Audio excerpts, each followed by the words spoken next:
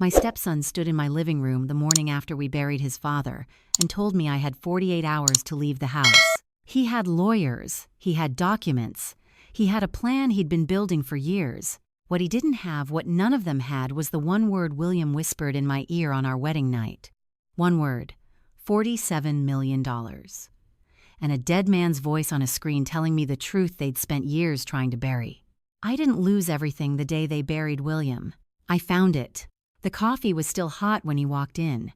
I hadn't even set down the mug when the front door opened, not with a knock, not with a may, just the familiar click of a key that had been given years ago out of obligation, not trust. The morning air followed him inside, carrying that particular Nashville chill that lingers even when the sun is already up, the kind that settles into old houses and refuses to leave. Corey Sutton, William's only son from his first marriage, a man who had spent the better part of 13 years treating this house like a property listing rather than a home, walked straight past me without a word and set a manila folder on the dining room table. Not on the kitchen counter, not handed to me directly, on the table, like he was presenting evidence. He was 43 years old and built like a man who had spent his life trying to look more important than he felt.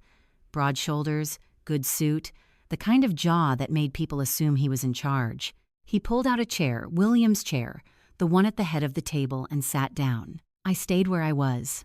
Behind him, standing just inside the doorway, was his wife. Dana had been in Corey's life for 5 years, and in those 5 years I had never once been able to put my finger on exactly what unsettled me about her. She was beautiful in the way that certain things are beautiful deliberately, carefully, as if the presentation had been rehearsed.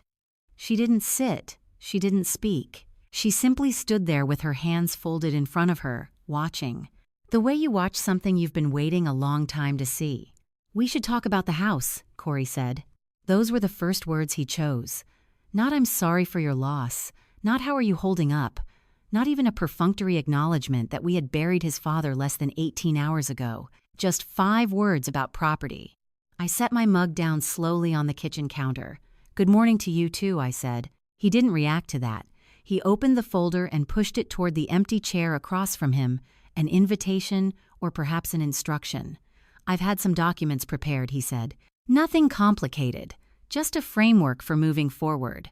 I walked to the table, not because I was ready to sit, because I wanted to see what framework looked like when a man drew it up the night his father was laid to rest. The papers were dense legal language, stacked on legal language, the kind designed to overwhelm rather than inform. I didn't pick them up. I looked at the top page, scanning the headers, the clause numbers, the signature lines already flagged with small adhesive arrows in yellow and red. And then I saw it. A logo, small, printed in the upper right corner of the cover letter. A clean, modern design, a stylized sound wave rendered in deep blue. I had seen it before. Not recently, not in any context I could immediately place. But the shape of it landed somewhere in the back of my mind like a name you can't quite pronounce. I looked up. "What is this?" "A transition agreement," Corey said. "It covers the property, the accounts, the catalog rights, everything that needs to be sorted out." "Sorted out," I repeated. "These things take time if you don't address them early." He leaned forward slightly, resting his forearms on the table. "We're just trying to make it easier." That we again. I glanced at Dana. She hadn't moved. Hadn't changed expression. She was watching me the way you watch a door you're not sure is locked. "I'm not signing anything today," I said. Corey's expression didn't shift. Exactly. It was more like something behind it tightened. "Eleanor, I understand. This is emotional. I buried my husband yesterday. My voice was even, quiet. The kind of quiet I had learned in 30 years of nursing, the kind that holds a room. Whatever this is, it can wait." He sat back. Not in defeat, in recalculation.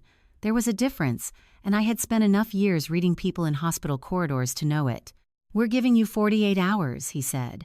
"After that, we'll need to move forward with or without your cooperation." 48 hours. As if grief ran on a schedule. As if 13 years of a life could be neatly folded and filed within 2 business days. I left the folder on the table and walked toward the hallway. I had nothing more to say to him, not yet.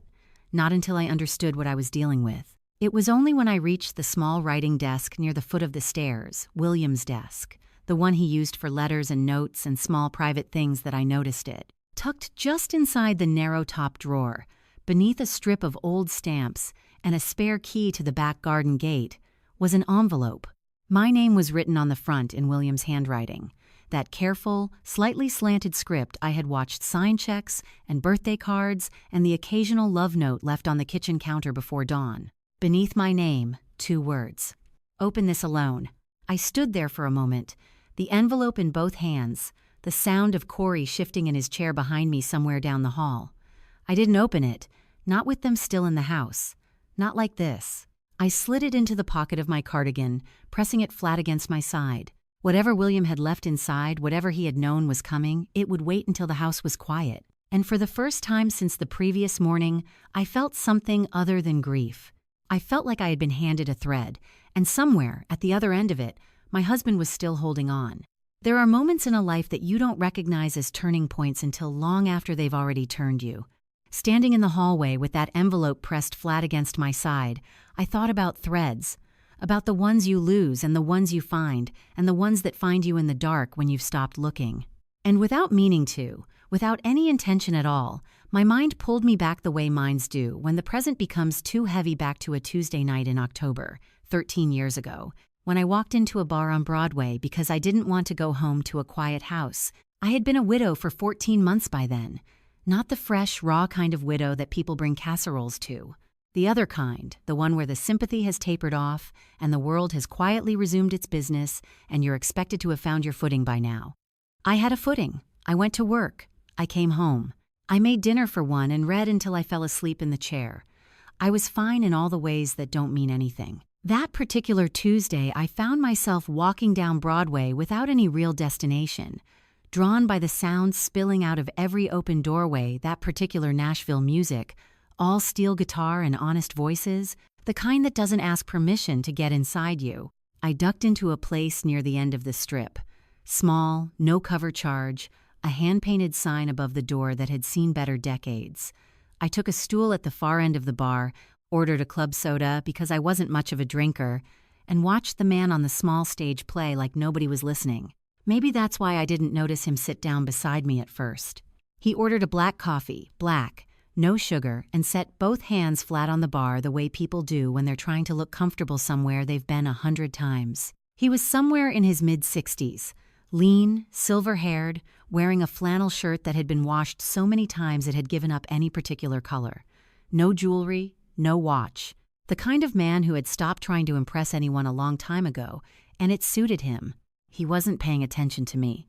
He was watching the stage. William Sutton had spent 30 years shaping the sound of Nashville from a room most people never saw a producer, whose name appeared in the liner notes of records that had sold millions of copies, whose ear had launched careers that filled arenas. But sitting at that bar on a Tuesday night in October, he looked like a retired schoolteacher on a quiet evening out. No one approached him, no one recognized him. And he seemed, in the particular way of a man who has earned his anonymity, perfectly content with that. I didn't know any of this yet. I just knew he ordered black coffee and watched the stage the same way I did, like the music was saying something that regular words couldn't get to. We sat in silence for a while, which is its own kind of conversation. Then the man on stage played the opening bars of something slow and aching, and without looking away from the stage, the man beside me said quietly, "He's rushing the second verse. Nerves. But the tone's right." I glanced at him. "You play?" "Used to," he said. Then, after a pause, "I listen now. It's a different skill." That was how it started. We talked the way two people talk when they have nothing to prove and nowhere to be, slowly, sideways, circling around things before landing on them. He asked about my work and actually listened to the answer, which still surprised me then, how rare that was. I told him about the ward, about the particular intimacy of caring for people at their most vulnerable, about the way a hospital at 3 a.m. has its own kind of quiet that nothing else in the world resembles. He told me he worked in music. He didn't elaborate and I didn't push. In my experience, the people who matter most rarely lead with their resume. We talked about loss. Not dramatically, not the way people talk about it in therapy or at memorial services, but the way it actually lives in a person, in the small daily moments where you reach for someone who isn't there. He had lost his mother the previous spring.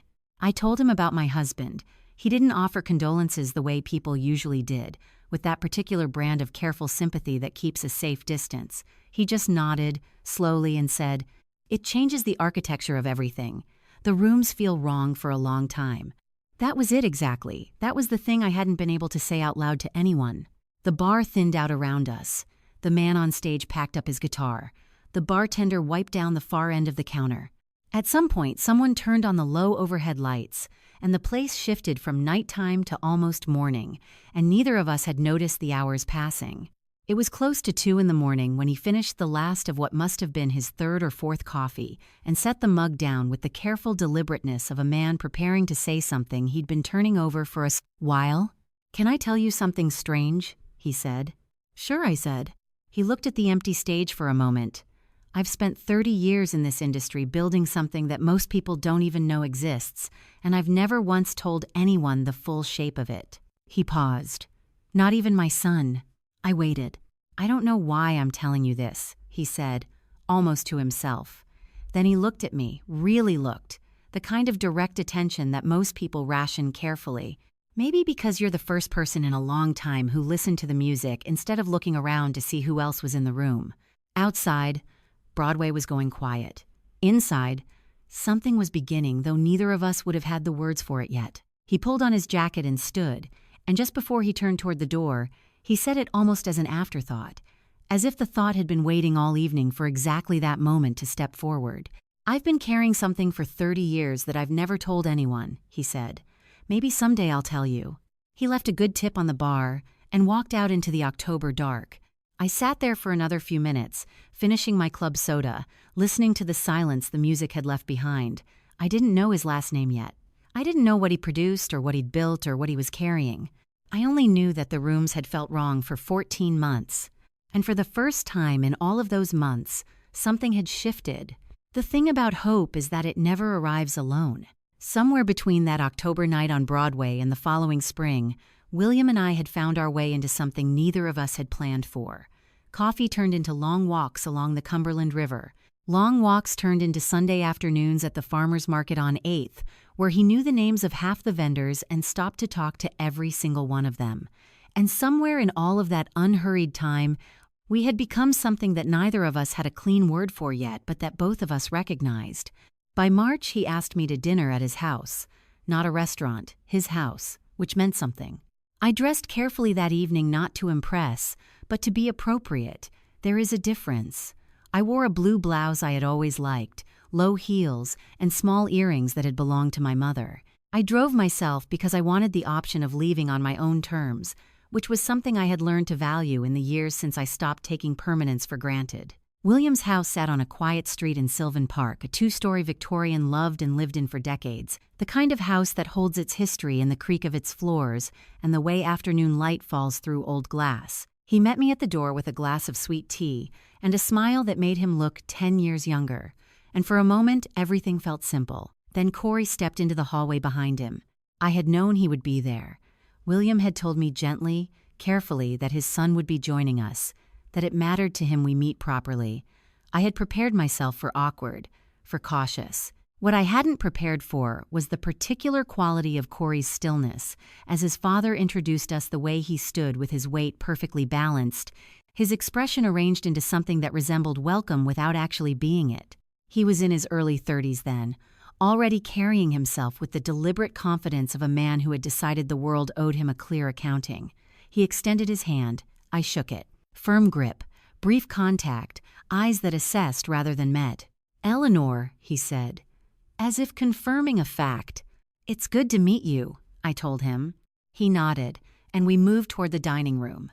William had made his mother's pot roast a detail he'd mentioned twice that week, with quiet pride. The table was set properly, candles and good china, and I appreciated the effort in a way that made my chest ache, because I could see how much he wanted this evening to go well. Corey sat across from me, and for the first 20 minutes asked questions with the steady, methodical rhythm of an intake interview. Where had I worked before Vanderbilt? How long had I lived in Nashville? Did I own or rent? Was my family local? Had I been married before a brief pause? Calibrated, and if so, for how long? He wasn't rude. That was the precise and careful thing about it. Every question carried the surface texture of polite curiosity, but there was no warmth underneath, no genuine wondering about who I was. He was building a file, not a relationship. William did everything a reasonable person could do. He steered toward lighter ground, a story about a recording session gone sideways in the 90s that made me laugh out loud, a question about a book I'd mentioned once that I hadn't expected him to remember. He touched my hand briefly when he passed the bread basket, small signals, steady and deliberate. She belongs here, this is real. Corey received each signal with the same pleasant, unreadable expression and continued eating. I watched him the way I had learned to watch patients who weren't saying what was actually wrong. The small tells. The way his jaw tightened almost imperceptibly when William laughed too easily at something I said. The way his eyes moved when I spoke not to my face, but slightly past it, to the shelves, the photographs, the room itself, always cataloging. After dinner, William excused himself to make coffee. Corey and I sat across from each other in the quiet of two people who have nothing to say and know it. "My father speaks highly of you," he offered finally. "He's a generous man," I said. Corey smiled a perfectly constructed smile. "He is," he agreed. "He always has been." There was something in the always that I filed away without knowing why. When William returned, the conversation resumed, and by the time I gathered my coat, the evening had passed without incident. William walked me to my car. The night air was cool and smelled of cedar and someone's fireplace down the street. He apologized for nothing specific, and everything general, the way decent people do when they know something fell short of what they hoped. "Give him time," he said. "I'm not going anywhere," I told him. I meant it. What I didn't mention, what I had carried quietly through the last hour of that dinner, through the dessert and the second cup of coffee, and the careful goodbyes, was what I had heard earlier in the evening. Midway through dinner, I had stepped onto the side porch for a breath of air while William was in the kitchen. The night was still. Corey had excused himself to take a call, and his voice carried from the far end of the porch low, unhurried, the tone of a man saying something he'd said before. "It's fine," he was saying. "She seems decent enough." A pause. "No, I'm not worried." Another pause, and then the words that landed and stayed. "She's just temporary. Dad always gets bored." I had gone back inside. I had picked up my fork. I had smiled across the table at William, who was doing his best, and at his son, who had already made up his mind. I had not let a single thing show on my face, but I had heard every word, and I had decided, somewhere between that porch and that dinner table, that Corey Sutton was not going to be right about me. 7 years after that first dinner in Sylvan Park, Corey Sutton proved me wrong in exactly one way. He didn't get bored of me. He got a wife instead. William and I had married quietly, 2 years after we met a small ceremony at the house. 30 people, a guitarist from one of William's old sessions playing something gentle while October light came through the windows. Corey had attended. He had shaken hands, smiled at the right moments, and given a toast that was technically warm and emotionally hollow. I had accepted that as the version of peace we were going to get. For several years, that was more or less how things stood. Corey remained at a civil distance, called his father on birthdays, visited at holidays, treated me with the consistent courtesy of someone who had decided indifference was easier than hostility. I could work with indifference. I had worked with worse.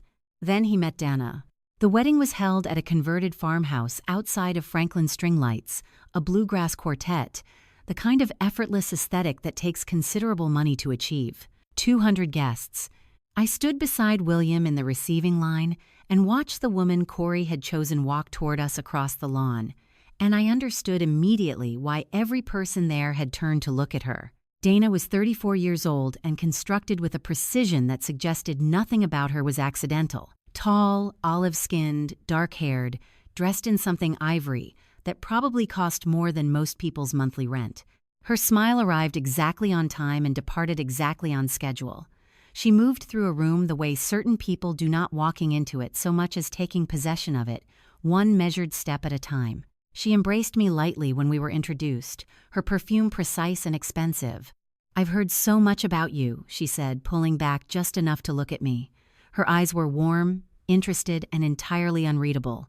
Corey talks about his father constantly. It's so clear how much this family means to him. A flawless thing to say, not a word out of place. William watched her the way he watched musicians he wasn't sure about yet. Attentive, quiet, giving nothing away. He answered her questions briefly, not rudely, just briefly. And she did ask questions. Over the course of that reception, Dana found her way into 3 separate conversations near William, once near the bar, once during the toasts, once in the loose gathering after the cake, and in each one, without any apparent agenda, she circled toward the same territory. Had William ever considered selling portions of the catalog, given how the industry had shifted? There were interesting investment structures for legacy catalogs these days. Had he looked into any of them? Did he still work directly with artists? Or was it more administrative now? Each question arrived wrapped in genuine-seeming curiosity, perfectly reasonable on the surface. William answered each one in 2 sentences and changed the subject. I was standing near the edge of the dance floor when Tommy Ray found me. Tommy Ray Briggs was 71 years old, a lean, sun-weathered man with white hair pulled back and the thick-knuckled hands of someone who had spent 50 years playing guitar. He had been William's closest friend since before either of them had reason to be known, the kind of friendship that had survived decades and the particular pressures of an industry that chews through people. He appeared at my elbow with a glass of sweet tea and the unhurried manner of a man who had been watching the room for a while. "You seeing what I'm seeing?" he said, without preamble. "What are you seeing?" I asked. He tilted his head almost imperceptibly toward where Dana was now laughing at something a guest had said, one hand light on Corey's arm. "That woman has asked about the catalog 3 times in 2 hours," he said quietly. "And she's been doing it so smooth most people wouldn't notice." "I noticed," I said. Tommy Ray nodded slowly. William did too. He looked at me directly, serious in the way of a person who doesn't waste directness. "Keep an eye on her. Something about her isn't sitting right with me." He drifted back into the crowd before I could answer, which was typical of Tommy Ray. He delivered what needed delivering and trusted you to do something with it. The reception wound down past 10. The quartet packed up. Guests filtered out in 1s and 2s. William had been pulled into conversation near the entrance, and I walked back toward the main house to retrieve the wrap I'd left inside. The farmhouse was quiet, most lights dimmed. I moved down the hallway toward the sitting room and stopped. The door to the small study at the end of the hall was ajar, a thin line of light along the frame. I pushed it open gently. Dana stood at the writing desk in the corner, her back to the door. In her hand was her phone, held low, its camera facing down toward the surface of the desk. She was moving it slowly, deliberately, across a spread of papers, documents of some kind, cream-colored, dense with text. She turned each page with 2 fingers before photographing the next. She had not heard me come in. I stood there taking in the careful angle of her wrist, the practiced quiet of her movements. Then something shifted the subtle awareness of being watched and she looked up.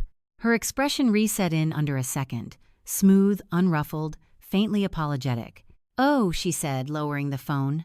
"I was looking for the restroom. I must have wandered into the wrong room." She smiled and moved toward the door. I stepped aside and let her pass. I stood in the quiet of that study, looking at the papers left in slight disarray on the desk, and thought about what Tommy Ray had said at the edge of the dance floor. Something about her isn't sitting right with me. No, I thought. It isn't. The first sign was the cough. Not dramatic, nothing about it announced itself as the beginning of anything. It was the kind of cough that starts quietly, tucked into the mornings, easy to dismiss as the dry winter air or the particular chill that settles into old Nashville houses when December arrives and refuses to leave. William brushed it off the first few times I mentioned it. "Just getting older," he said, with the mild impatience of a man who had spent 65 years in good health and considered illness a personal inconvenience rather than a medical reality. But I had spent 30 years at Vanderbilt, and I knew what just getting older actually sounded like. This wasn't it. There is a particular kind of knowing that comes from decades of clinical work, not dramatic, not psychic, just the accumulation of pattern recognition until your body registers what your mind hasn't fully processed yet. I started watching him more carefully.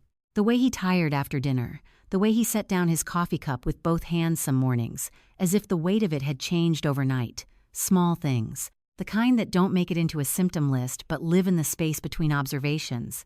By January, I had made the appointment myself, which required a degree of negotiation that reminded me, not unpleasantly, of dealing with particularly stubborn patients in the cardiac ward. He went. The results came back the way results sometimes do, not with a single answer but with a direction, a series of follow-up appointments, a vocabulary that shifted gradually from monitoring to managing. We didn't fall apart. That was the thing I was most grateful for in those early months. We sat at the kitchen table with the paperwork spread between us, and we talked through it the way two people talk when they have already decided, without discussing it, that panic is not an option. William was pragmatic about most things in his life, and he was pragmatic about this too, which was both a relief and, occasionally, its own kind of ache. What I hadn't anticipated was Corey. He started coming around more, which, in another family, might have looked like concern. He called ahead now, arrived with food sometimes, stayed longer than he used to. On the surface, it resembled the behavior of a son stepping up when his father needed support. I wanted to believe that was what it was. But 30 years of reading people in hospital corridors had left me with a finely calibrated sense of the difference between presence and proximity. Corey was proximate. He sat in his father's kitchen and asked about investment portfolios. He called on weekday afternoons and steered conversations toward account structures and property assessments. He used words like streamlining and simplifying and just being practical with the ease of someone who had been rehearsing them. He never once asked William how he was sleeping. William, for his part, answered these inquiries with the patient brevity of a man who had been navigating his son's particular brand of ambition for decades. 2 sentences, a subject change, the occasional long pause that communicated more than any response could. I watched him absorb each visit and say nothing directly, and I understood that he was doing what he had always done, absorbing, processing, deciding quietly, in his own time, what needed to be done. Dana came with Corey on some visits. She was warmer now than she had been in the early years, more solicitous, more present, the kind of attentive that you might almost mistake for genuine if you hadn't watched her photograph documents at her own wedding reception. She brought flowers once, good ones. She touched William's arm when she said goodbye and told him he looked well even when he didn't, and I watched him accept these gestures with the same brief courtesy he had always extended her. One evening in late February, after Corey and Dana had left and the house had settled back into its own quiet, I found William standing at the window in the study, looking out at the bare winter garden. He had a particular way of standing when he was thinking something through, very still, weight slightly forward, like a man listening for something just out of range. I stood in the doorway and didn't interrupt. After a while, he said, without turning around, "I don't like the way this is starting to feel." "Like what?" I asked. He was quiet for a moment, like something's being moved into position. He turned then and looked at me with the direct, unhurried attention he reserved for things that mattered. "I need you to trust me for a little while," he said. "I'm working something out." "I do trust you," I told him. He nodded slowly. "There's something I need you to hold on to," he said. "Not yet. But when the time comes, you'll know." I didn't ask him to explain. I had learned over 13 years that William communicated important things in layers. The first layer to let you know something was coming, the rest to follow when he was ready. I trusted the layers. That night, I gathered his coat from the chair by the door where he'd left it and carried it to the hall closet. I was folding it over the hanger when something slipped from the breast pocket and drifted to the floor, a small square of paper, folded once. I picked it up. On one side, in William's careful hand, was a street address I didn't recognize. On the other side, 2 words, "Blue Box." I stood there in the hallway for a long moment, the paper in my palm, the house quiet around me. I refolded it carefully and slipped it into my own pocket. Whatever it meant, whatever he was working out, I would hold on to it, the way he had asked me to. The hospital had kept him overnight for observation, which was the clinical way of saying they weren't ready to let him go home yet, and neither was I ready to pretend that was routine. I had driven back to the house alone just after 10, made tea, I didn't drink, and sat in the kitchen until the clock above the stove read midnight and sitting still became its own kind of unbearable. The house had a particular quality without William in it, not empty exactly, but held in suspension, like a breath that hadn't decided yet whether to release. I thought about the manger in my cardigan pocket, the address, the 2 words, "Blue Box." I had been carrying it for 3 weeks by then. Through the doctor's appointments and the follow-up consultations and the quiet evenings where William and I talked around the edges of what was happening without quite naming it, I had held on to it the way he asked, carefully, patiently, waiting for the moment he'd said would come. But he was in a hospital bed now, and the house was silent, and 3 in the morning has a way of making patience feel like a luxury you can no longer afford. I got up, took my cardigan from the hook by the back door, and walked down the hall to the studio. William's studio occupied the back room of the house, a space he had claimed quietly and completely over the years, filling it with the particular organized chaos of a working musician's life.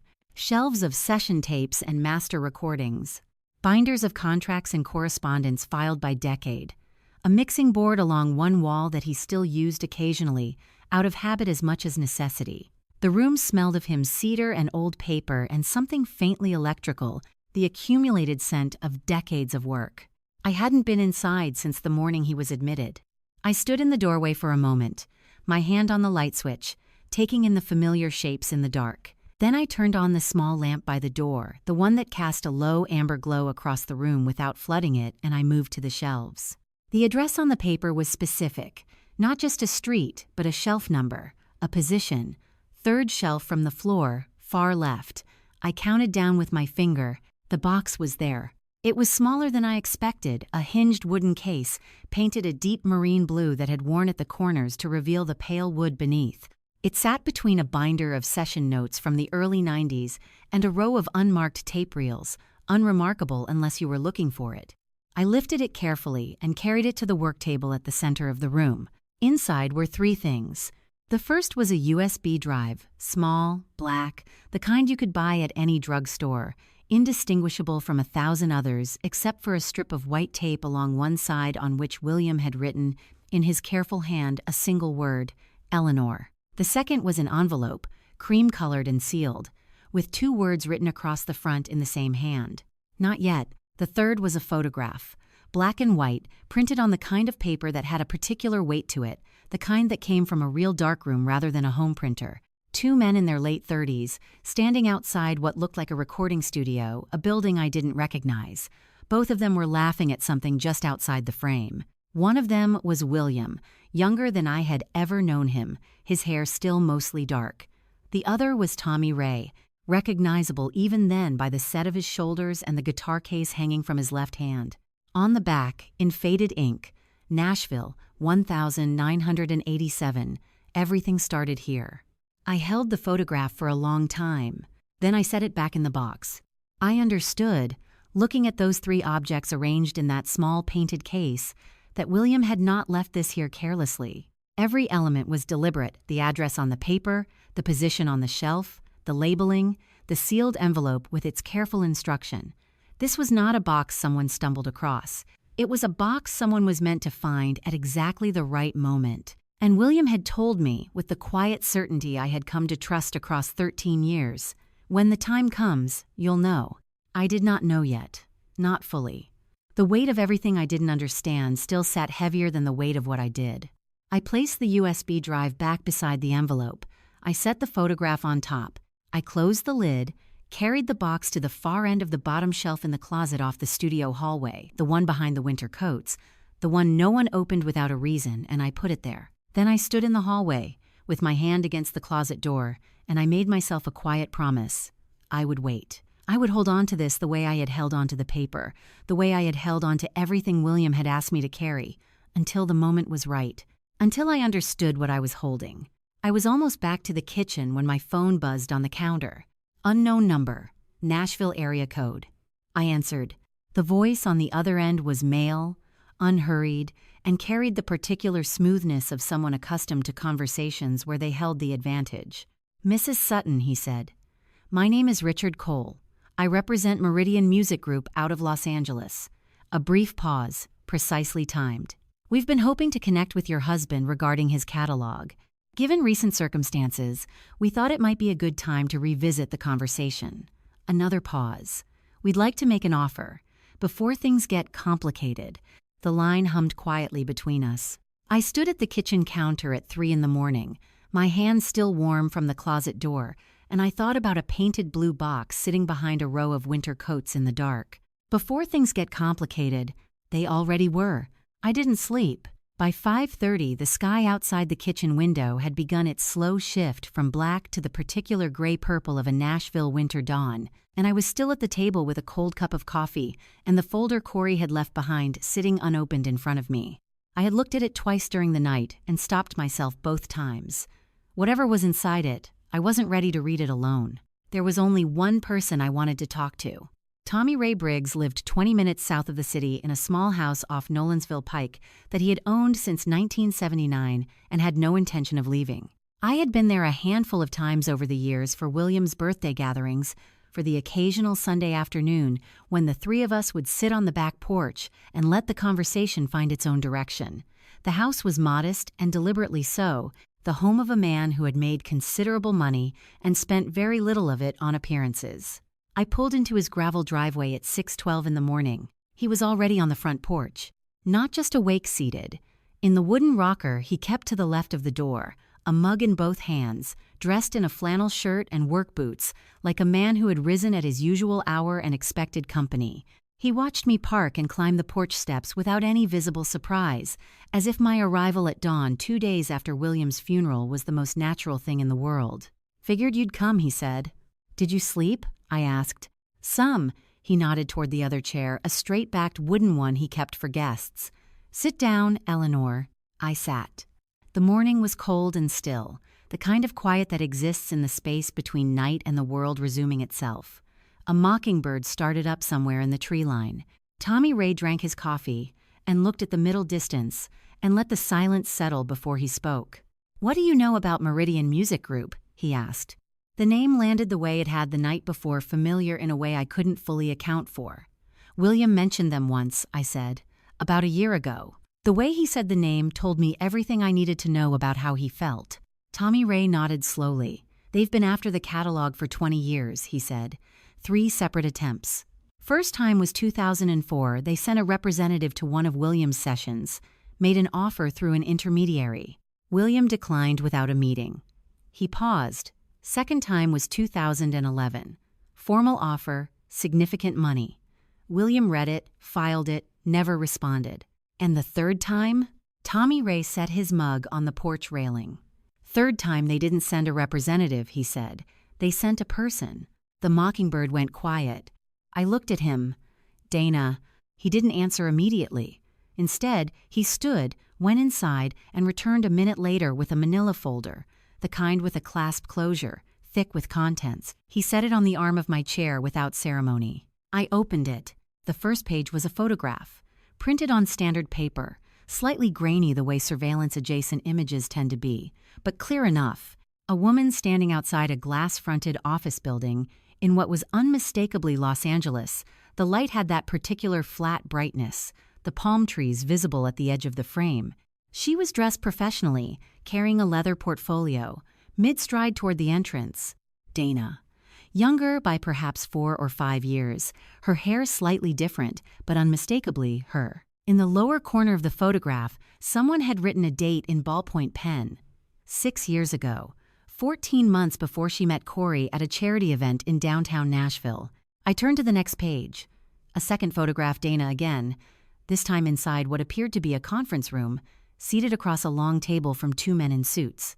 A third photograph showed her in a parking structure, talking on her phone, a Meridian Music Group visitor badge clipped to her jacket lapel. I closed the folder carefully and held it in both hands. "Where did you get these?" I asked. "William asked me to look into her," Tommy Ray said, settling back into the rocker. "About 6 years ago, he had a contact in the industry out west who flagged her name in connection with Meridian. He asked me to see what I could find." He looked at his hands. "It didn't take long." "He knew," I said. The words came out quiet. Not a question. "He knew," Tommy Ray confirmed. I sat with that for a moment. Outside, the dawn had progressed to a pale gold at the horizon, the kind of light that looks gentle and isn't. "Why didn't he tell Corey?" I asked. Tommy Ray exhaled a long, considered breath, the kind that carries something heavy inside it. "He tried," he said, "twice. Both times Corey shut it down before William could get to the substance of it. Said his father had never approved of anyone he chose, said it was about control, said a lot of things that weren't true but that Corey believed because he needed to." He paused. "You can't tell a man his happiness is constructed, not when he's already built his life around it." I looked out at the gravel driveway, at my car sitting in the early morning light, at the ordinary shape of a day that was nothing like ordinary. "William kept these," I said. "He kept everything," Tommy Ray said. That was William. He never acted without being certain, and he never gave up on the idea that Corey might find his way to the truth on his own. He picked up his mug again. The mockingbird resumed somewhere above us, cycling through its borrowed songs. But he also knew, Tommy Ray added quietly, that hope wasn't the same as a plan. He looked at me then, direct and steady, the way he had at the edge of a dance floor 5 years ago when he had told me to keep an eye on someone. William knew about Dana before Corey even proposed, he said. He just couldn't figure out how to tell his son that the woman he loved was sent to destroy everything he'd spent 30 years building. The words settled into the cold morning air and stayed there. I held the folder a little tighter. Memory is a strange curator. It doesn't save everything, it saves what it needs. And sometimes you don't understand the selection until much later, when you find yourself sitting on a cold porch at dawn holding a folder full of photographs and you reach, without meaning to, for the warmest thing you have. 8 months before we lost him, William had a good day. Not good in the qualified, careful way that good days had come to mean during his illness, not better than yesterday or stronger than the doctors expected. Genuinely good. The kind of day that seems, in retrospect, to have been assembled with intention, like something that knew it was the last of its kind and decided to be complete. It was a Sunday in late April. The Tennessee spring had arrived in full that week, dogwoods along the back fence, the air carrying that particular softness that only exists for about 10 days a year before the heat settles in and stays.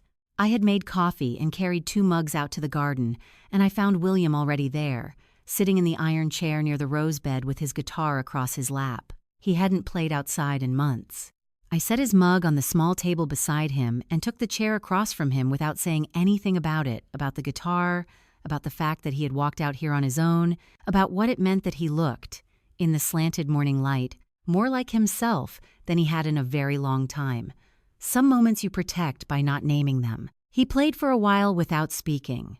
Nothing structured, just the kind of playing that happens when a musician stops performing and starts thinking out loud.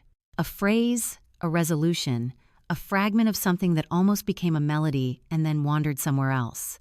I drank my coffee and listened and let the garden do what gardens do in late April, which is exist so completely that everything else feels briefly manageable. After a while, he stopped and looked at the instrument in his hands. "You know what this one is?" he asked, picking out a quiet chord progression I didn't recognize.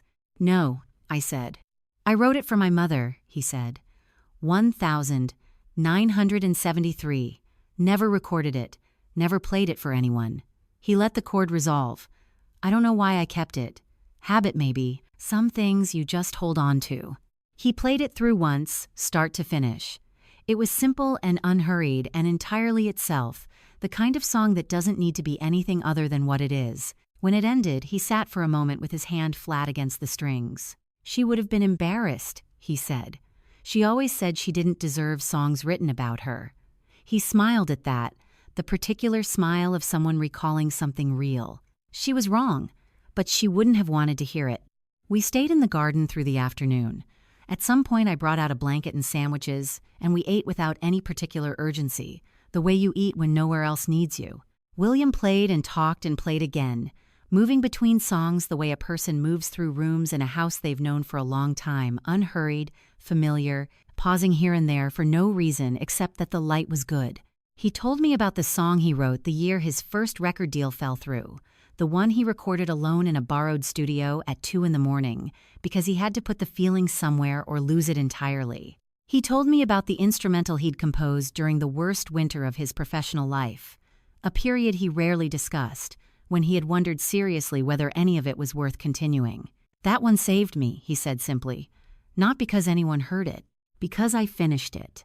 And then, in the late afternoon, with the shadows lengthening across the garden and the dogwoods beginning to glow gold in the declining light, he played something I recognized. I had heard it before, fragments of it, late at night when I'd wake to find his side of the bed empty and follow the faint sound to the studio door. I had never asked about it. It existed in the category of things I understood were his alone, private in the way that certain rooms in a person are private even inside a marriage. He played it all the way through without stopping. When it ended, I didn't speak. I wasn't sure I could. "I wrote that for you," he said. "Couple of years in. I wasn't sure what I was doing with it, so I kept working on it. Then, at a certain point, it was done, and I still didn't know what to do with it, so I just kept it. He looked at me. "I'm sorry I never played it for you sooner." "Don't be," I managed. He nodded, as if that settled something. The afternoon wound down around us. He played a few more things lighter now, almost playful, a couple of old standards he'd always liked, a bluegrass progression that had no particular significance except that it made him grin. He laughed more in those hours than he had in months, and I let myself simply be in it rather than wondering why, which is the only way to live inside a good day without destroying it. It was only much later, months later, after everything that I understood the laughter. Not happiness exactly, though it was that too. Relief. The particular relief of a man who has finally done what he set out to do and can now rest in the having done it. As the light failed and the evening chill moved in from the tree line, he set the guitar down and reached across the small table for my hand. "Whatever happens after I'm gone," he said, "trust the music. The music always tells the truth." I held his hand and didn't say anything, because some things don't need a response. "I left you something," he said after a moment. "Not a thing you can hold." He paused. "Something better." The wind moved through the garden, lifting the edges of the blanket across my lap, carrying with it the smell of the dogwoods and the damp earth and the last of the afternoon. He didn't say anything more, and I didn't ask. The house was quiet in a way that felt almost accusatory. Not the peaceful kind of quiet, not the kind William and I used to sit in on Sunday mornings with our coffee and the window cracked open just enough to let in the sound of the neighbors' wind chimes. This was the quiet of a house that had lost its center. Every creak of the floorboards felt louder than it should. Every shadow in the hallway seemed to lean in a little closer. It was past midnight on the second night after we buried him. I hadn't slept more than 3 hours since the funeral. Every time I closed my eyes, I saw Corey's face across the dining room table, that flat, deliberate calm, and heard the words he'd laid down like a sentence. 48 hours. I'd spent most of the day moving through the house in a kind of fog, answering phone calls I didn't want to take, accepting casseroles I wouldn't eat, nodding at things people said that I'd already forgotten. But the envelope had been in my cardigan pocket the whole time. I'd moved it from pocket to pocket all day, terrified to open it, terrified to lose it. William's handwriting on the front, careful and deliberate the way it always was when something mattered. "Open this alone." I sat down at the kitchen table at 12:17 in the morning with a glass of water I never touched and a lamp I kept at the lowest setting. I don't know why I felt the need to be quiet about it. There was no one else in the house, but something about what William had written made me feel like this was a moment that deserved stillness. I opened the envelope slowly. Inside were 2 folded pages, handwritten. No date, just William's voice in ink, steady and unhurried, as if he'd had all the time in the world when he wrote it. "Eleanor, if you're reading this, then I'm already gone, and things have probably gotten complicated. Don't be afraid. I made sure you'd be all right. Follow these steps carefully and don't rush." He had numbered everything. Step 1, go to the laptop in the studio, not the one in the living room, the older one on the bottom shelf, the one I always thought he kept just for old recordings. Step 2, open the browser, type in an address he'd written out character by character. Step 3, enter the account number on the second page. And Step 4, he wrote this part with a small pause between the lines, almost like he was smiling when he did it. "You already know the password. You've known it for 11 years. I sat with that for a long moment. 11 years. I counted back. 11 years ago was the year we got married. Small ceremony at a chapel outside of Brentwood, 30 people late September, the trees just starting to turn. I remembered the reception afterward at a friend's farmhouse lantern lights, a fiddle player, the smell of cedar and wood smoke. And I remembered later that night, William leaning close in the quiet of the room we'd been given, his voice low enough that it was only ever meant for me. He'd whispered something in my ear, just a string of words that didn't make immediate sense, a phrase, almost lyrical, the way only William could make something sound like music, even when it wasn't a song. I'd thought it was just something tender in the moment, something he was feeling. I never forgot it.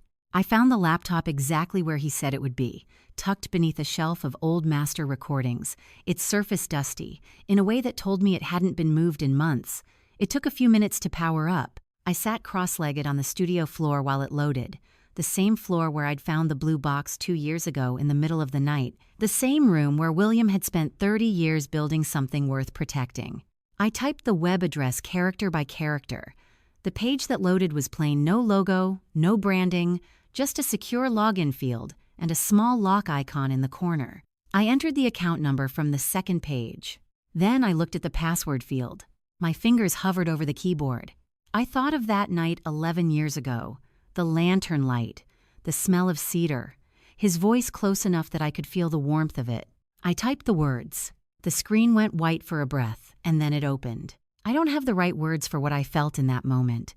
It was something beyond relief, something closer to the feeling of being handed back a part of yourself you didn't realize had been taken. The account held 3 folders. The first was labeled legal documents, the second, catalog agreements. The third had no label, just a small video camera icon. I opened the legal documents first, 30-some pages. His name, my name, numbers. I didn't fully understand yet, but recognized as significant. The catalog agreements were thick contracts spanning decades, artist names I knew, licensing terms, rights structures. And then I clicked on the video file. The screen shifted, and there he was, William. Sitting in this very studio, at his desk, in the light he always said was the best in the house. He was wearing the blue flannel shirt I'd given him 2 Christmases ago. He looked tired, but his eyes were clear. He was looking directly into the camera, directly at me, with the kind of expression that made my chest feel like it was caving in and holding steady all at once. He opened his mouth to speak. 3 seconds later, the video stopped. A text box appeared over his frozen image, clean white letters on a dark background. This file is divided into 7 parts. Each part requires a separate key. I stared at the screen for a long time. William hadn't left me one password.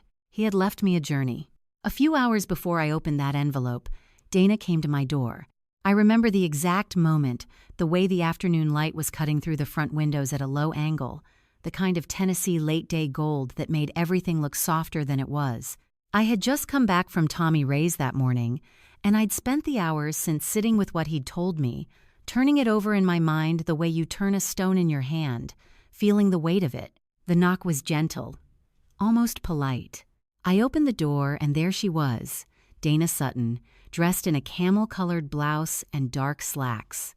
Her dark hair pulled back the way she always wore it when she wanted to seem professional rather than social. She was holding a small leather folio in one hand and smiling in a way that didn't quite reach the corners of her eyes.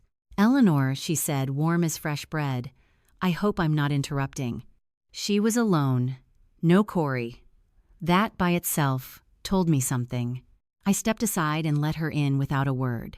She didn't wait to be offered a seat. She moved into the living room, the way someone moves through a space they've already measured.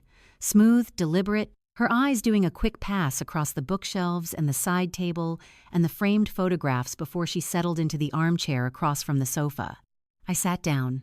I folded my hands in my lap. "I wanted to come by myself," she said, "without all the formality." "That's fine," I said. "I know the last couple of days have been incredibly hard." She tilted her head just slightly, the way people do when they want to appear sympathetic without actually feeling it. "Losing William, it affects all of us." I nodded once, said nothing. She opened the folio on her knee. Inside was a single document, clipped to the front cover, no more than 2 pages. She didn't hand it to me right away. She just let it sit there, visible enough to register, close enough to feel like an inevitability. "I wanted to have a real conversation," she said. "Woman to woman." I kept my expression neutral. After 30 years as a nurse, I knew how to keep my face from saying what my mind was thinking. "The catalog," Dana continued, "is going to become very complicated very quickly. There are tax implications, licensing agreements, royalty structures, things that can take years to sort out if they're not handled the right way." She paused. "Corey has been in talks with a group of investors who understand the music industry inside and out. They've offered to absorb all of that complexity, handle the legal work, the administration, all of it." "And what would I be agreeing to?" I asked. She smiled. "A 30% stake in net catalog revenues. Guaranteed. No legal battles, no court dates, no uncertainty. You'd be comfortable, Eleanor, truly comfortable. For the rest of your life." She said comfortable the way people say it when they mean quiet, when they mean out of the way. I looked at the document on her knee. "And the other 70%? I said. "Goes to proper management," she said simply. The investors. I let a silence sit between us for a moment. Outside, a car moved slowly down the street. The wind chimes on the back porch rang once, faintly. "That's a generous offer," I said. She relaxed by a small, almost imperceptible degree. Her posture opened up.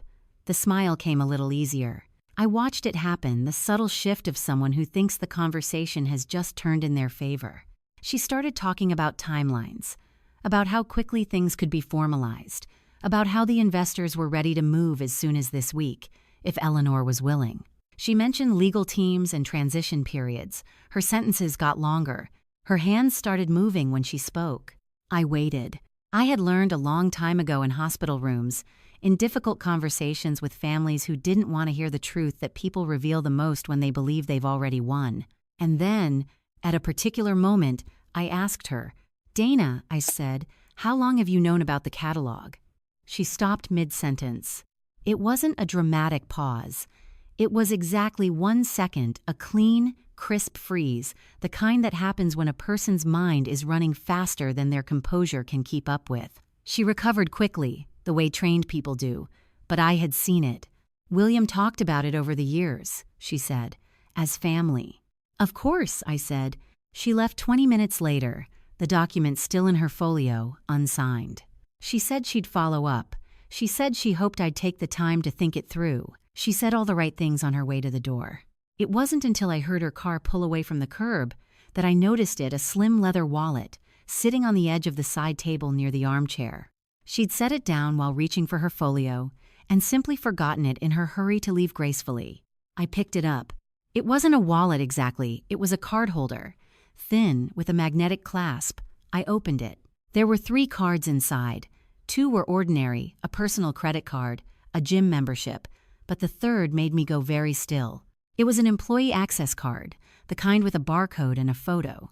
The name on it had been blacked out deliberately, carefully, with what looked like permanent marker, but the logo at the top of the card was still perfectly intact. Meridian Music Group. I set it down on the table. I stood there for a long moment, the afternoon light still gold and low through the front windows, the house quiet around me. Dana hadn't come on her own. Dana had never been on her own. And now I had proof she knew it too. It was close to 11 when the phone rang. I hadn't opened the envelope yet. I was still sitting in the kitchen where I'd ended up after Dana left the card holder on the table in front of me, a cup of tea gone cold at my elbow, the kind of stillness around me that makes every small sound feel like an interruption. The house had shifted into that particular late-night quiet, the kind where you become aware of every small sound, the refrigerator cycling on, the distant bark of a neighbor's dog, the soft knock of a tree branch against. I looked at the screen. Corey. I picked up on the 3rd ring. Eleanor. His voice was different. Not the boardroom tone he'd used at the dining room table 2 mornings ago, measured and rehearsed and stripped of anything personal. This was something else, quieter and slightly rough at the edges, the way a voice gets when a person has been thinking hard about something for a long time and hasn't been sleeping well because of it. "Corey," I said. A pause. "I know it's late." "It is," I agreed. Another pause. I waited. I had spent enough years in hospital corridors to know the difference between a person who called because they wanted to say something and a person who called because they needed to hear something. Corey was the second kind. "I need to ask you something," he said. "About Meridian." The name landed in the quiet kitchen, like a stone dropped in still water. "What about them?" I said. "Dana mentioned them to me about a year ago." His voice was careful now, the way someone is careful when they're not entirely sure what's safe to say out loud. She said they were a potential partner, that if the catalog ever went to market, they'd be the right buyer. She said the offer would be around $2 million. I didn't say anything. "She said it was a fair number," Corey continued. "Given the age of some of the recordings, the licensing complications she made it sound like it was actually a generous offer. That holding out would cost more in legal fees than the catalog was worth." I picked up the cold cup of tea and set it back down without drinking it. "Corey," I said slowly, "where did Dana get that number?" A longer pause this time. She said she'd done research. "Did she show you the research?" The silence that followed was answer enough. I made a decision. Not to tell him everything, not yet, but enough. Enough to let him see the outline of what was actually in front of him, even if I left some of the details in shadow. William had trusted me to hold things carefully, and I intended to honor that. But there was a difference between protecting the truth and allowing a man to be used against his own father's legacy without knowing it. The catalog isn't worth $2 million, I said. What do you mean? I mean, the number Dana gave you isn't accurate. I kept my voice even. The catalog, the full catalog, with all of William's original compositions, the licensing agreements, the master recordings, has been appraised independently more than once. The most recent figure is closer to $47 million. The silence that came after that was a different kind entirely. It wasn't the calculated pause of someone deciding what to say. It was the silence of a person sitting very still, because the ground beneath them has just shifted, and they haven't figured out yet which way they're going to fall. 47, he repeated. Million, I said quietly. I heard him exhale. A slow, controlled breath that sounded like it was doing a lot of work. I thought about what Tommy Ray had told me that morning that William had known, that he hadn't been able to find the right way to tell his son. I thought about Corey at that first dinner 12 years ago, asking me questions like an interview, trying to protect something he didn't even realize was already being circled from the inside. I didn't feel triumphant sitting there in my kitchen. Mostly, I just felt tired and sad in the way you feel, when something you hoped wasn't true turns out to be exactly what you feared. She told me $2 million, he said, more to himself than to me. I know, I said. She sat across from me at our kitchen table and told me. He stopped. Started again. How long have you known about Meridian? Long enough, I said. Your father knew too. He spent a long time trying to figure out how to protect everything he'd built. I paused.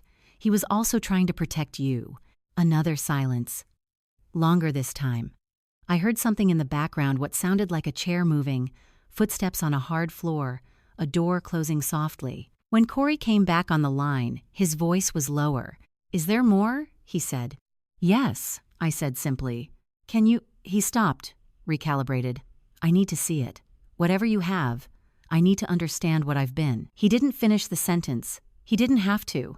I understand, I said. We said goodnight shortly after that.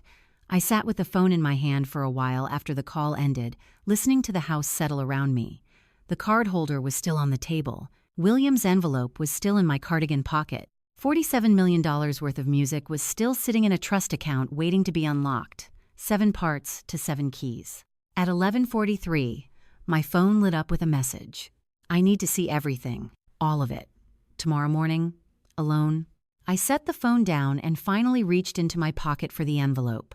It was time. By 6:15 in the morning, I had already been awake for 2 hours. I hadn't gone back to sleep after I'd finally set the laptop aside. My mind wasn't the kind of quiet that allows for sleep. It was the kind of quiet that feels like the moment before a storm breaks, when the air goes still and heavy, and everything around you seems to be holding its breath. I'd lain in bed for a while, staring at the ceiling, before finally giving up and going downstairs. I made coffee the way William had taught me. Not from the machine on the counter. He'd always said that thing made adequate coffee, which in William's vocabulary was not a compliment, but from the old ceramic pour-over sitting on the second shelf of the pantry, with the good grounds he kept in a sealed tin beside it. It took longer that way. That was the point. He used to say that patience made better coffee. I stood at the kitchen window while it brewed, watching the backyard come into the light. The garden William had planted 3 years ago along the back fence was still holding its late-season color, deep golds, and a few stubborn reds clinging to the branches. A mockingbird was doing its morning rounds in the old maple. Everything looked ordinary from here. Everything looked the way it always had. I was wearing his navy cardigan. Not because I'd planned it. I'd reached into the closet in the half-dark and pulled out the first thing my hand found. It wasn't until I had it on, standing there at the window with my coffee, that I realized what it was. I almost took it off. Then I didn't. It was too warm and too familiar, and some mornings the familiar is the only thing keeping you upright. Tommy Ray arrived at 8:15. I heard his truck before I saw it, that particular engine rattle that I'd come to associate with reliable things. He came in through the back door the way he always did, knocked twice and opened it without waiting, carrying a paper bag from the bakery on Charlotte Avenue and wearing his reading glasses up on his forehead the way he did when he was prepared for business. He was not alone. Behind him came a woman I recognized from a single meeting 2 years ago, tall, unhurried, with silver-streaked hair cut short, and the kind of calm that belongs to people who have spent decades in rooms where a great deal was at stake. She was carrying a leather briefcase, worn smooth at the corners, and a cup of coffee she'd clearly brought herself. "Helen Marsh," she said, extending her hand. "We met briefly at William's birthday gathering in October. I'm his estate attorney."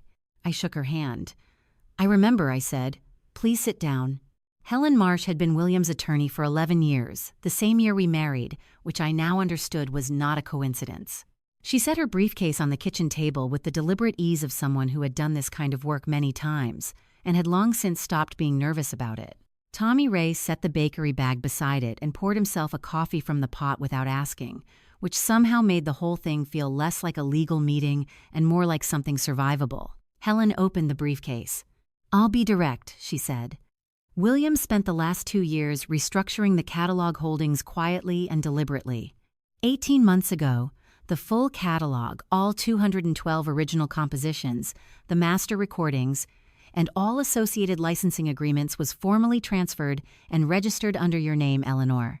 Not jointly, not in trust with conditions. Under your name, outright." I set my coffee cup down. "It was filed in Davidson County and cross-registered with the U.S. Copyright Office," Helen continued. "The transfer was legitimate, properly witnessed, and legally unassailable. What this means, practically, is that there is no dispute. There is no contest. The catalog belongs to you, and it has for 18 months. I had known, in an abstract way, from what I'd found in the account the night before the catalog agreements in that second folder, the names and numbers on those pages. But knowing something on a screen at midnight and having an attorney say it across your kitchen table in the morning are two different kinds of knowing." I exhaled. It was the first time in 3 days that I had breathed out completely. Not a partial exhale, not the kind you do when you're managing something. A full, slow release, like setting down a weight you'd been so accustomed to carrying that you'd forgotten how much it cost you. Tommy Ray caught my eye from across the table and gave me a small nod. He reached over and patted the back of my hand once, the way old friends do, without making a production of it. Helen walked me through the rest, the structure of the trust, the timeline of the filings, the next steps. She was clear and thorough, and she answered every question I thought to ask, and a few I hadn't thought of yet. By the time she was done, the coffee was gone and the morning had settled fully into itself. Blue sky over the backyard, the mockingbird still at it in the maple. I was walking Helen to the front door when the knock came. 3 measured taps, not urgent, not aggressive, the knock of someone who had decided to come and was standing by that decision. I opened the door. Corey stood on the front porch, alone. No Dana beside him, no legal team behind him. He was dressed plainly dark jeans, a gray jacket, no tie. His hands were at his sides, except for the left one, which held a slim folder, the kind you'd pick up at an office supply store. Nothing formal about it. He looked tired. Not the tired of someone who hadn't slept. The tired of someone who had been awake for a different reason. "Can I come in?" he said. I stepped back from the door. Not wide, just enough. The kind of space that says come in without saying, "You're welcome yet." Corey understood. He crossed the threshold quietly, wiped his shoes on the mat the way he had been raised to do, and followed me down the hallway into the kitchen without being directed. Tommy Ray was still at the table, his reading glasses back on his forehead, both hands wrapped around his second cup of coffee. He looked up when Corey walked in. Neither of them spoke. There was a long history in that silence, not hostile exactly, but weighted. Tommy Ray had known William since before Corey was born. That was not something you could summarize in a greeting. Corey sat down at the kitchen table. He set his folder on the surface in front of him and didn't open it. He didn't look around the kitchen the way he usually did, that habit of his, cataloging things, pricing them in his head, assessing. He just sat, hands folded on top of the folder, and looked at me. There was something different in his face. Not softness exactly, more like the particular expression of a person who has recently had to revise something they thought they understood and is still in the process of doing it. In 13 years, I had never seen Corey Sutton sit at a table without an agenda. I poured him a coffee without asking, set it in front of him. Then I walked to the counter where I'd placed the manila folder Tommy Ray had brought the morning before, the one with the photographs: Dana outside the Los Angeles office, Dana in the conference room, Dana in the parking garage with the visitor badge clearly visible. I set it on the table between us. "Before you say anything," I said, "I want you to look at these." He opened the folder.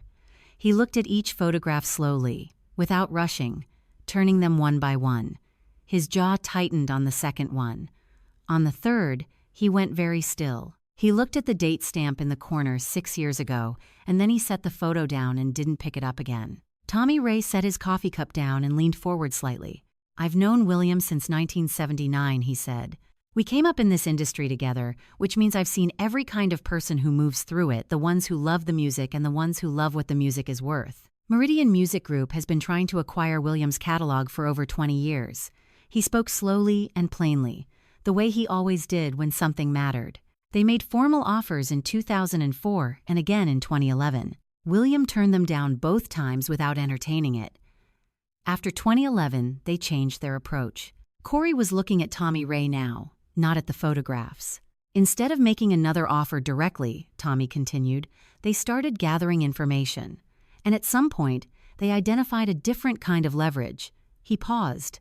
Someone close enough to the family to have access. Someone who could find out the structure of the catalog, the terms of the trust, the points of vulnerability. And then, when the time was right, move. The kitchen was very quiet.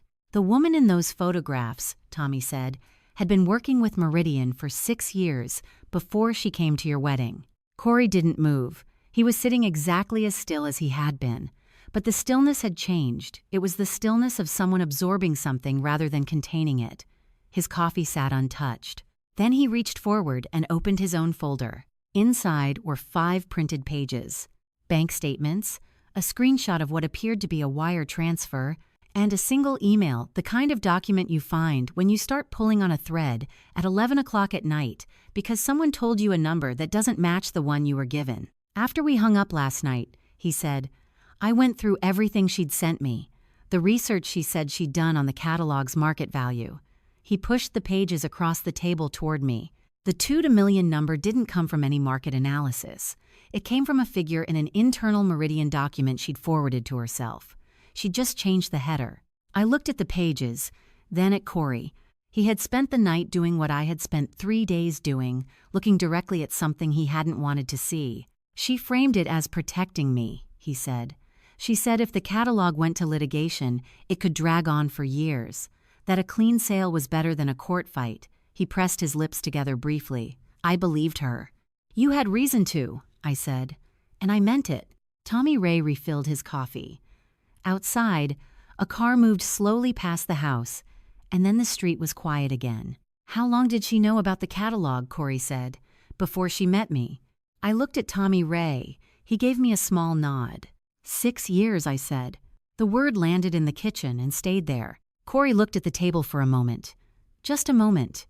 Then he looked up, and I saw something move across his face, not collapse, not anger exactly. Something quieter and more permanent. The expression of a man revising not just a number, but a chapter. His phone buzzed on the table. We both looked at it. The name on the screen was Dana. Corey looked at the phone. Then he looked at me. Something passed between us in that moment. Not forgiveness, not alliance, but something that might, with time, become the foundation for both. He reached out and declined the call. Then he turned the phone face down on the table and left it there. By 9 o'clock that evening, the house had gone quiet in a different way than it had the nights before. Not the hollow quiet of the first night, when every room felt like something had been removed from it.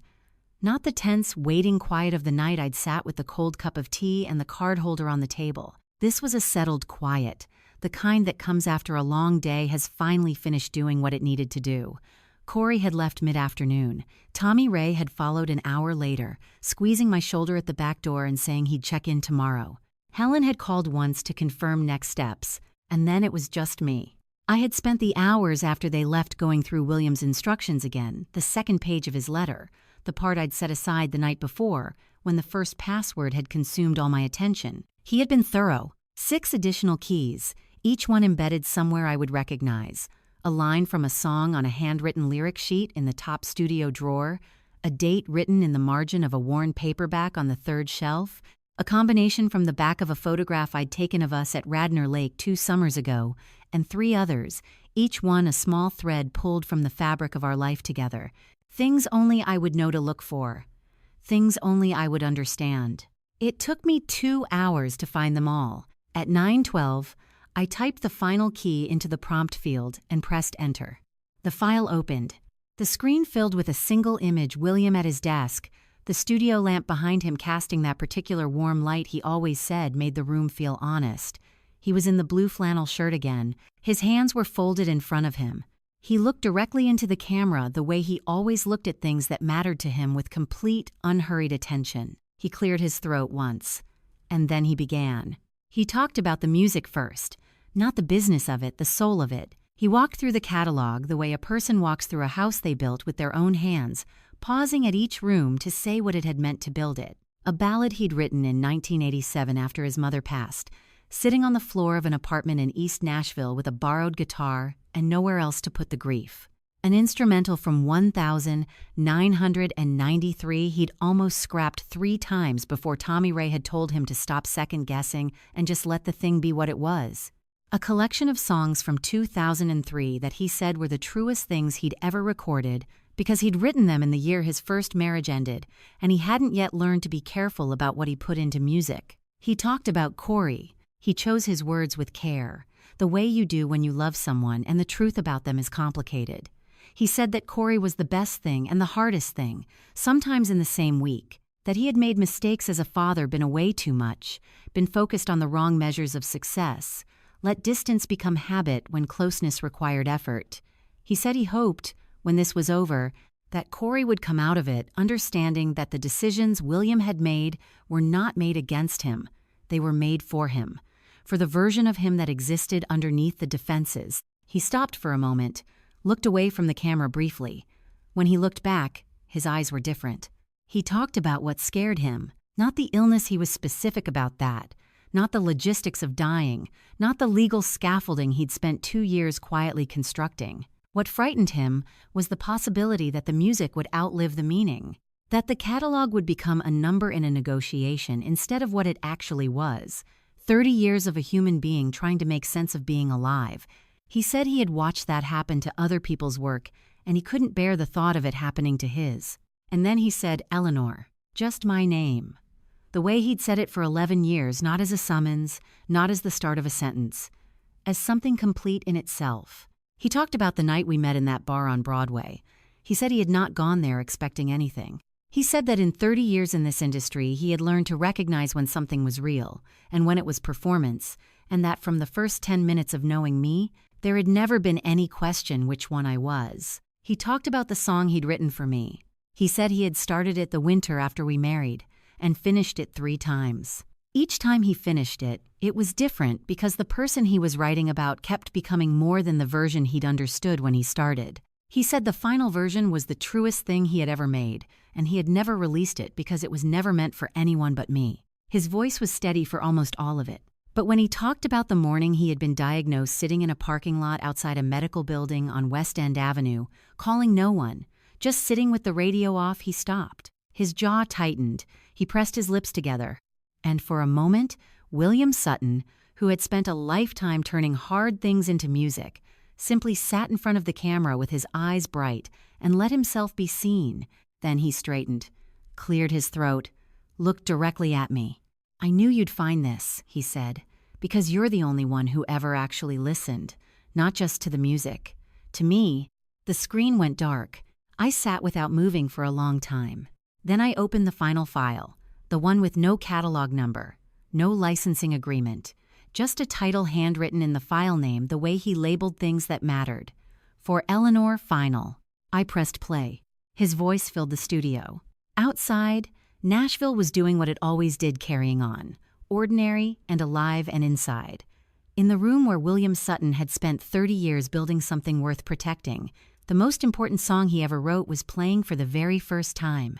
Helen Marsh's office was on the 14th floor of a building on Church Street, with a view of downtown Nashville that on a clear morning looked like the city was still deciding what it wanted to be. I arrived at 8:45 with Tommy Ray, who had insisted on driving. He didn't say much on the way over, just kept both hands on the wheel and the radio off, which was how Tommy Ray expressed that something mattered. Helen met us at the elevator, directed us to a conference room with a long table and 4 chairs, and set a legal pad and 2 pens in front of the seats on the near side. She had been in that morning since 7. I could tell by the way her coffee was already at the bottom of the cup. We didn't have to wait long. Dana arrived at 9 on the mark. She came through the door the way she always moved, composed, measured, dressed in a charcoal blazer with a silk blouse beneath it, a leather portfolio under her arm. She scanned the room when she entered. Helen at the head of the table, me to one side, Tommy Ray to my left. Her eyes moved across each of us with the efficiency of someone running a quick calculation. Then she sat down across from me, set her portfolio on the table, and smiled the same smile she'd used in my living room 2 days ago. She had no idea. "I appreciate you making the time," she said to Helen. "I assume we're here to discuss the transition arrangements." "We're here to discuss some documentation that's come to our attention," Helen said. "I'll be direct." She opened the folder in front of her and slid a set of papers across the table. Photographs the same ones Tommy Ray had given me. Dana outside the Meridian offices in Los Angeles. Dana in the conference room. Dana in the parking garage with the visitor badge. And beside them, a copy of the employee access card I'd found in the card holder she'd left in my living room. The name blacked out and the Meridian logo intact at the top. Dana looked at the photographs without touching them. "These don't establish anything," she said. Her voice was even, professional. She had prepared for something, not this, perhaps, but something. A consulting relationship with a music group isn't a conflict of interest. I've worked across the industry for years. The consulting relationship began 6 years before you married Corey, Helen said. 2 years before you attended the event where you first met him. A pause. Dana recalibrated. "People meet at industry events. That's not unusual."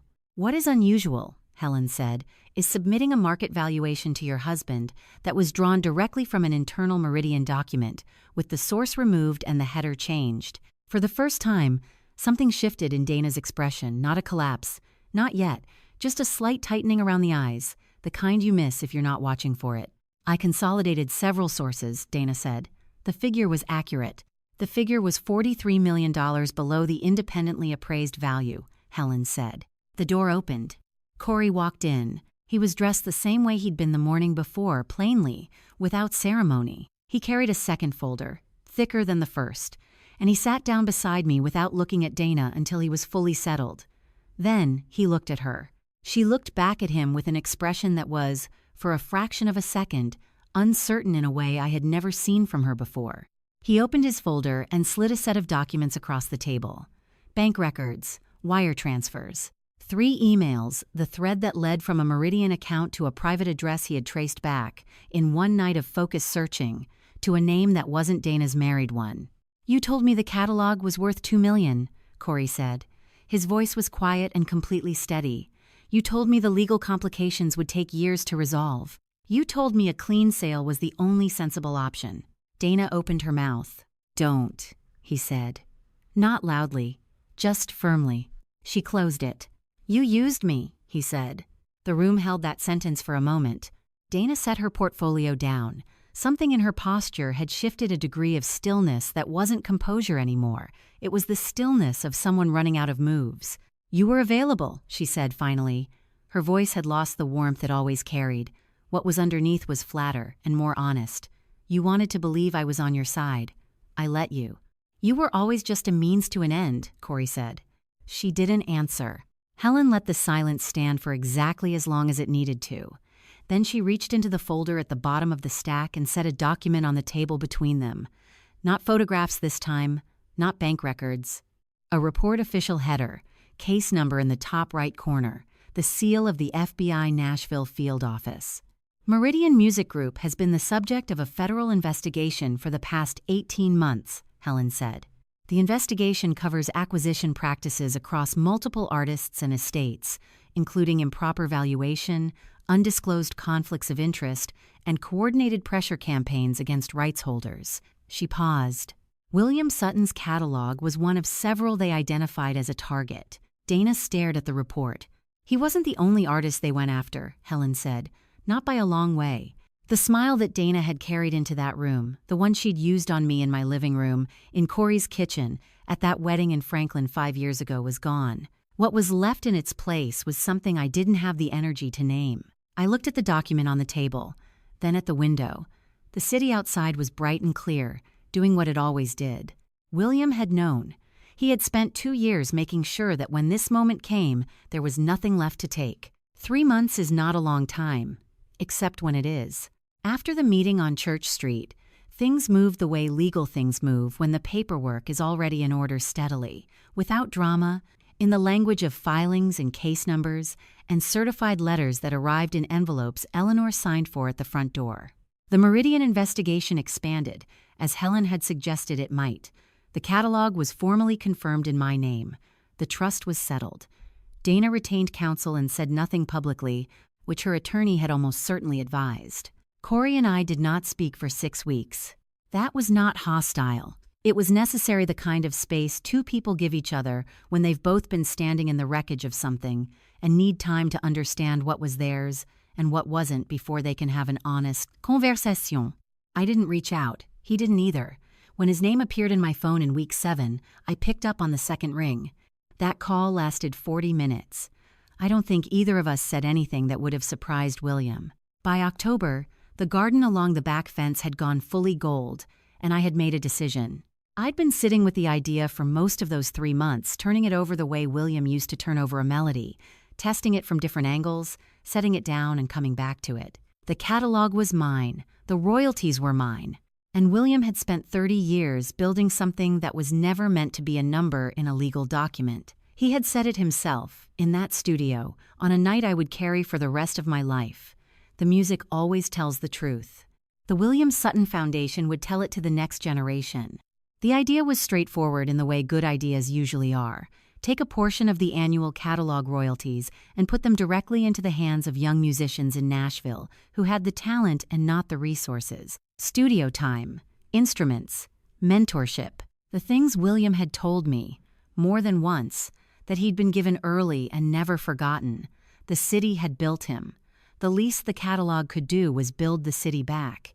I called Tommy Ray on a Tuesday morning from the kitchen where so much of this had begun, standing at the window with a cup of pour-over and the backyard maple just starting to lose its leaves.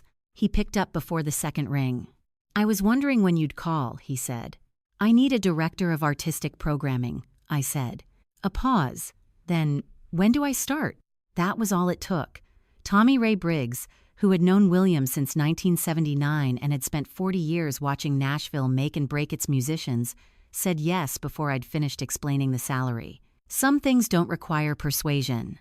Some things just require asking the right person. We spent the next 2 weeks building the structure, Helen on the legal side, Tommy Ray on the artistic, a young woman from Vanderbilt's nonprofit program named Cara, who came in as our first administrative coordinator and immediately reorganized the filing system in a way that made everything clearer. The foundation's offices would be modest. A converted space on 8th Avenue, 2 blocks from the farmers market where William and I had spent more Sunday mornings than I could count. It was on a Thursday afternoon, when Tommy Ray and I were going over the first round of program criteria, that I heard the knock at the back door. I opened it.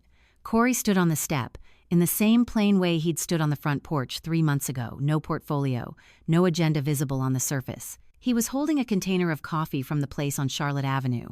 "I heard what you're building," he said. "Word travels," I said. Tommy Ray isn't subtle. He offered the coffee. I took it.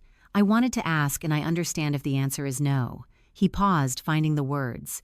"Is there a place in it for me?" I looked at him for a moment, not searching for something to distrust, just looking.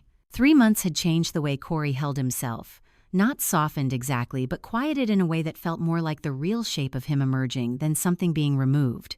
"There might be," I said, "but I have a condition." He waited.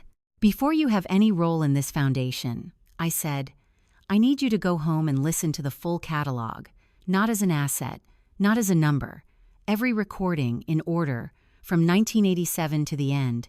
And when you're done, when you've actually heard it, then come back and we'll talk." Corey was quiet for a moment. Then he nodded. No negotiation, no qualifier, just a single, unhesitating nod that told me more than a longer answer would have. "How long will it take?" he asked. "As long as it takes," I said. He came back 11 days later. He didn't say much when he arrived, just sat down at the kitchen table. folded his hands the way he had 3 months before, and looked at me with something in his face that was new and, I thought, permanent. We talked for 2 hours, about the foundation, about the programs, about what William had built, and what it was worth, and what it could still become. It was the most honest conversation I had ever had with Corey Sutton in 13 years. When he finally stood to leave, he paused at the kitchen doorway. "Did he know," Corey said, "that I would have chosen differently if I'd understood sooner? I didn't have to think about it." "Yes," I said. "That's exactly why he left you a chance." Corey stood there for a moment with that. Then he nodded once more, the same quiet, unhesitating nod, and walked down the hallway and out the front door. I stood in the kitchen for a while after he left, the October light coming through the window at its low, golden angle, the maple dropping the last of its color into the yard. William had known. He always knew. The room held about 120 people, and every one of them had known William Sutton in a different way. There were musicians, young ones, mostly, people in their 20s with instrument cases propped against the walls, and the particular kind of quiet attention that belongs to people who listen for a living. There were older faces too, session players and studio engineers, and a few songwriters I recognized from William's stories, people who had come up in this industry alongside him and carried decades of shared history in the way they stood and the way they greeted each other, with the particular warmth of people who don't need to explain themselves to one another. And there were others people I hadn't expected. A woman in her 60s who introduced herself as the mother of a guitarist William had quietly funded through his first year of studio sessions back in 2009. A man about Tommy Ray's age who said William had co-signed a lease for him in 1991 when no one else would, and that he'd never been asked to repay it, only to pass it forward. A younger woman who said she'd received an anonymous scholarship to a music program 12 years ago and had only recently learned whose name was behind it. William Sutton had been building things longer than any of us had known. The space itself was the converted hall on 8th Avenue, the same one we'd chosen for the foundation offices, opened up for the evening with chairs arranged in rows facing a small stage at the far end. Tommy Ray had spent 2 weeks on the sound setup personally, which everyone on the team had learned not to comment on, because Tommy Ray's relationship with audio equipment was a private and serious matter. I stood near the front, just to the left of center. Tommy Ray was beside me, his reading glasses folded in his breast pocket for once, wearing the good jacket he reserved for occasions he considered worth the effort. He had said almost nothing to me all evening, which was how I knew he was moved.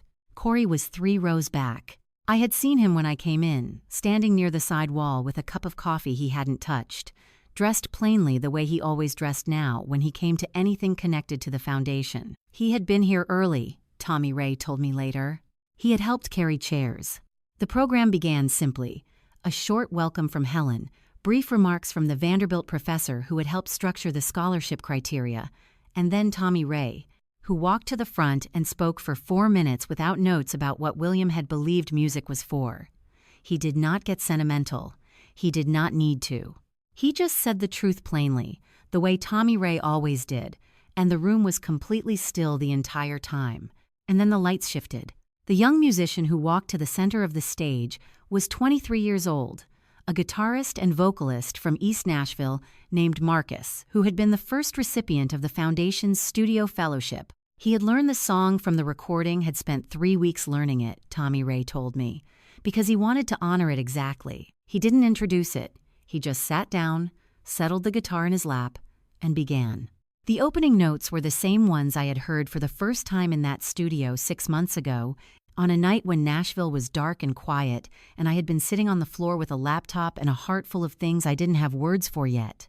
I recognized them immediately, the particular chord voicing, the tempo William had always favored, that quality in the melody that sounded like it had been waiting a long time to be heard. The room recognized something too, even the people who were hearing it for the first time. You could see it in the way they stilled. I did not look away from the stage, but I was aware, the way you become aware of things in important moments without turning toward them, of Tommy Ray beside me, the slow exhale, the slight shift of his weight, the particular stillness of a man who had known the composer for 46 years and was hearing something he had waited a long time to hear given its proper room. And I was aware of Corey, 3 rows back. I didn't turn around until the song ended. When I did, He was standing very straight the way a person stands when they are determined not to let themselves go, but the effort is costing something. His eyes were red at the edges. He was not looking at the stage anymore. He was looking at the middle distance, the way people look when they are trying to stay inside something rather than let it move them too far. He did not look away. He did not look down. That, I thought, was its own kind of courage. The room applauded.